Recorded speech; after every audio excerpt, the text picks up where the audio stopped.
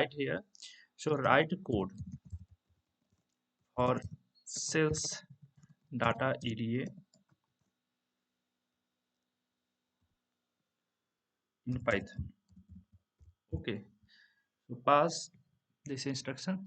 So see how this is responding. To perform EDA on sales data in Python, so these are the code: import pandas, import numpy, import matplotlib, import cbar. So read sales data.csv. So we can see here. So df.head info describes. So these are the steps: check for missing values, remove duplicates, convert data string to datetime object, create histogram.